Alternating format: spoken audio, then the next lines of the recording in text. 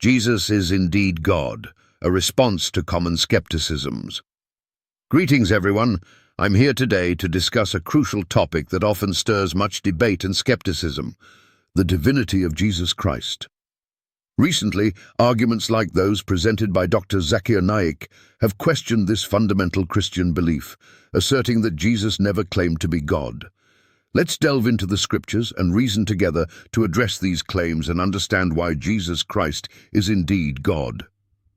Point 1. Scriptural evidence. First, let's address the assertion that Jesus never explicitly stated, "I am God." It's essential to understand the cultural and historical context in which Jesus spoke. In John 10:30, Jesus says, "I and the Father are one." This statement led to the Jews attempting to stone him because they understood this as a clear claim to divinity, equating himself with God, which in their eyes was blasphemy. Furthermore, in John 8:58, Jesus declares, "Before Abraham was, I am." Here, Jesus uses the words "I am," which is a direct reference to the name God used for himself in Exodus 3:14, "I am who I am." This statement by Jesus was so profound that it again led to an immediate reaction from the Jews. They picked up stones to throw at him. Why? Because his audience recognized this as a claim to eternal existence, a characteristic unique to God. Point 2. Jesus' actions. Jesus not only claimed to be God through his words, but also through his actions. He forgave sins, something only God can do.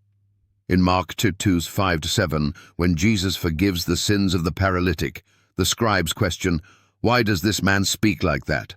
He is blaspheming. Who can forgive sins but God alone?" By forgiving sins, Jesus was doing what only God has authority to do, thus demonstrating his divine nature. Point 3. Resurrection and Lordship. The resurrection of Jesus is a cornerstone of Christian faith and a powerful testament to his divinity. Romans 1:4 states that Jesus was declared to be the Son of God in power, according to the Spirit of holiness by his resurrection from the dead.